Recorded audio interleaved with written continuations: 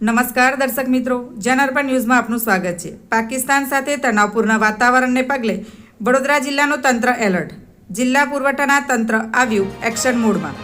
ગમે તેવી પરિસ્થિતિ સર્જાય ત્યારે સંગ્રહખોરો સામે પગલાં ભરવા તંત્ર કટિબદ્ધ। કોઈપણ પ્રકારની પરિસ્થિતિ સર્જાય ત્યારે સંગ્રહખોરો દ્વારા વધુ ભાવે વેચાણ થશે તો કાયદેસર પગલાં ભરવામાં આવશે। જિલ્લા પુરવઠા તંત્રએ વ્યાપારી સંગઠનો, ઇન્ડિયન ઓઇલ સહિત વિવિધ ઓઇલ કંપનીઓ સાથે પણ કરી બેઠક। પ્રવર્તમાન પરિસ્થિતિને પહોંચી વળવા તમામ પ્રકારનો પૂરતો છે સ્ટોક। સમગ્ર મામલે જિલ્લા પુરવઠા અધિકારી ગીતાબેન દેસાઈએ આપી માહિતી। Bureau report, Janarpan news. આવા સમાચાર જોવા માટે જોડાઈને રહો જનઅર્પણ ન્યૂઝ સાથે।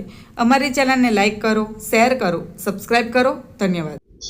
પ્રવર્તમાન જે પરિસ્થિતિ છે એના અનુસંધાને કે કોઈ પણ વ્યક્તિ હોય, વેપારી હોય કે વેપારી સંગઠન કે હોલસેલર કે રિટેલર, કોઈ પણ વ્યક્તિ પ્રવર્તમાન પરિસ્થિતિમાં કોઈ પણ સંગ્રહખોરી, કોઈ પણ વસ્તુની, શાકભાજી હોય કે દૂધ હોય કે પેટ્રોલ, ડીઝલ, આવશ્યક જેટલી પણ ચીજ વસ્તુઓ છે તેનો કોઈ સંગ્રહ કરી શકશે નહીં। એના અનુસંધાને અમે જાહેરનામું પણ બહાર પાડવામાં આવેલું છે અને જો કોઈ વ્યક્તિ આવી રીતના ગેરકાયદેસર રીતે કોઈ વસ્તુઓનો, ચીજ વસ્તુઓનો સંગ્રહ કરશે તો તેના વિરુદ્ધ કાર્યવાહી પણ કરવામાં આવશે।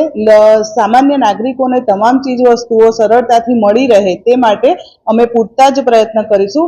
અને બીજી વસ્તુ એ કે ભાઈ તમામ ઓઇલ માર્કેટિંગ કંપનીઓ સાથે પણ મીટિંગ કરી છે, તમામ વેપારી સંગઠનો સાથે પણ મીટિંગ કરી છે।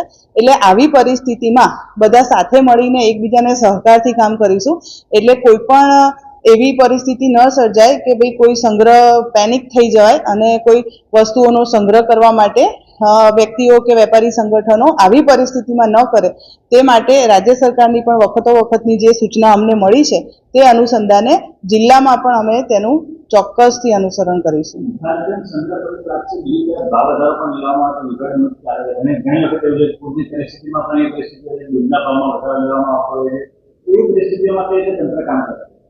જો અમને એવી કોઈ ફરિયાદો મળે કે ભાઈ આ જગ્યાએ ભાવ વધારો લેવામાં આવે છે કે ભાઈ કોઈ ચીજ વસ્તુના ભાવ વધારે લેવામાં આવે છે, અમે ચોક્કસથી જો એવી બાબતો ધ્યાનમાં આવશે તો અમે ચોક્કસથી એની કાર્યવાહી કરીશું। પણ અત્યારે હાલની હું તમને વાત કરું વડોદરા જિલ્લામાં અત્યારે હાલ એવી કોઈ જ પરિસ્થિતિ નિર્માણ થયેલી નથી। Thank you.